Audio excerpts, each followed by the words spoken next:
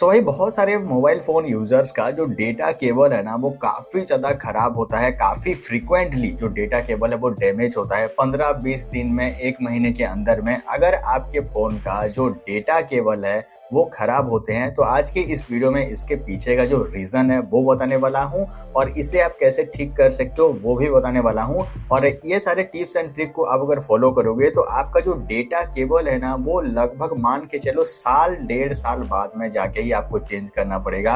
आपका जो data cable है वो कभी खराब ही नहीं होगा। तो मेक श्योर ये जो वीडियो है इसको एंड तक देखते रहना और वीडियो अच्छा लगे तो वीडियो को लाइक और चैनल को सब्सक्राइब कर ही देना। सो भाई सबसे पहले आप यहाँ पे देखो, ये जो डेटा केबल है इसको मैं 2 साल से यूज कर रहा हूँ और ये वाला जो डेटा केबल है ये इसे मैं 1 साल से यूज कर रहा हूँ और ये वाला जो डेटा केबल है ना इसे भी लगभग जो है 9-10 महीना हो गया है इसे यूज करते हुए। और मैं ये जो तीनों डेटा केबल है ये मुझे आज तक कोई भी दिक्कत इसमें नहीं हुआ है, ना ही ये जो डेटा केबल ये खराब हुए हैं। ठीक है, मेरा जो डेटा केबल्स वगैरह होते हैं वो कभी खराब नहीं होते हैं। मैं उसे जो है यूज करता हूँ, काफी टाइम यूज करने के बाद में बोर होके मैं उसे जो है चेंज कर देता हूँ, क्योंकि मेरा खुद का शॉप है तो डेटा केबल वगैरह मैं चेक करने के लिए यूज करता रहता हूँ। ठीक है, तो अभी हम बात करते हैं कि मैक्सिमम लोगों का जो डेटा केबल है वो फ्रीक्वेंटली खराब क्यों होते हैं।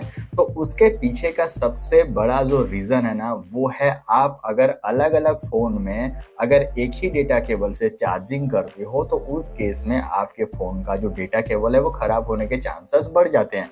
जैसे कि देखो, जो चार्जर होता है ना वो एक ही टाइप में जो वोल्टेज हो और एम्पियर है उसको आउटपुट नहीं देता है। वो अलग अलग वैरायटीज में जो वोल्टेज एम्पियर को जो है आउटपुट देता है आपके फोन के हिसाब से। ठीक है, आप अगर कोई भी फोन को चार्ज करते हो तो जो चार्जिंग वोल्टेज है और जो एम्पियर है वो उसी फोन के हिसाब से चार्जर आउटपुट देता है। अब अलग अलग फोन को एक ही चार्जर से चार्ज करते हो तो उस केस में जो डेटा केबल है उसको खराब होने का चांसेस काफी ज्यादा बढ़ जाते हैं। और इसके पीछे का और एक रीजन ये है कि जो भी आप कनेक्टर यूज कर रहे हो, जैसे कि यहाँ पे ये एक टाइप सी जो है मेल पिन है, तो इसके फीमेल जो कनेक्टर होते हैं उसका जो लॉकिंग मैकेनिज्म होता है ना वो भी डिफरेंट होता है। ठीक है, जैसे कि आप अगर कोई भी टाइप सी कनेक्टर को देखोगे या फिर माइक्रो यूएसबी कनेक्टर को देखोगे, आप अगर उसे चार्जिंग पे लगाते हो तो वहां पे आपको एक टक करके एक आवाज आता है।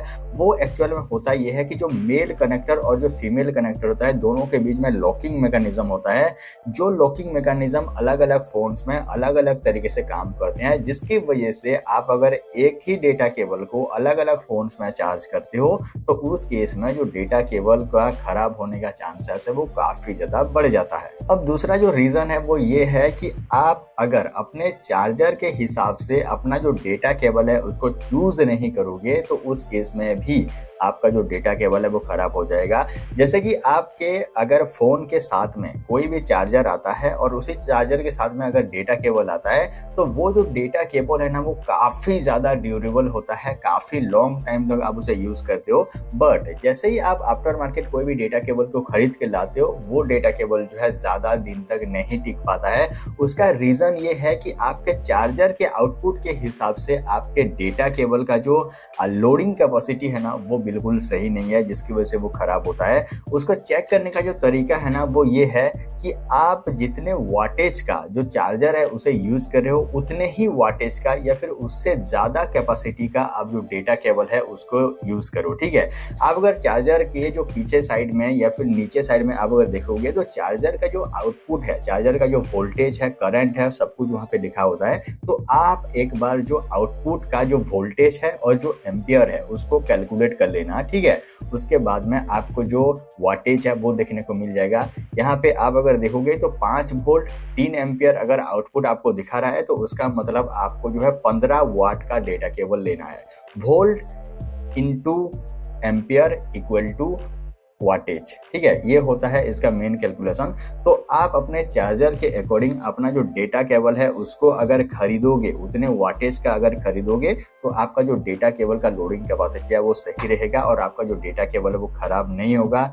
उसके अलावा जो मैक्सिमम काफी सारे लोग करते हैं कि अपना जो डेटा केबल है उसको कभी क्लीन नहीं करते हैं। ठीक है, ये जो केबल होता है या फिर आपके फोन का जो फीमेल पिन होता है उसको टाइम टू टाइम जो है क्लीन करना होता है, क्योंकि हम डेली लाइफ में जो फ़ोन को यूज़ करते हैं, फ़ोन में काफ़ी ज़्यादा जो है डस्ट पार्टिकल चले जाते हैं, या फिर जो डेटा केबल है उसमें कई बार जो है डस्ट चले जाते हैं, कार्बन जम जाता है।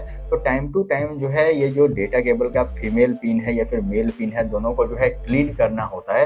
आप अगर टाइम टू टाइम क्लीन करोगे तो आपका फ़ोन भी सही चलेगा, आपका जो डेटा केबल है वो भी सही चलेगा। तो ये है कुछ टिप्स एंड ट्रिक जिसकी वजह से आपका अगर फ्रीक्वेंटली डेटा केबल खराब होता है तो उसको आप सही कर सकते हो। बाकी आप अगर चाहते हो ऑनलाइन कोई भी अच्छा डेटा केबल को बाय करना, तो लिंक मैं डिस्क्रिप्शन में डाल दूंगा कुछ डेटा केबल्स का, वहां से आप जो है चेकआउट कर सकते हो। वीडियो अगर आपको अच्छा लगा तो वीडियो को लाइक और चैनल को सब्सक्राइब कर सकते हो। मिलते हैं किसी इंटरेस्टिंग सा वीडियो में, तब तक के लिए thank for watching guys, thank you.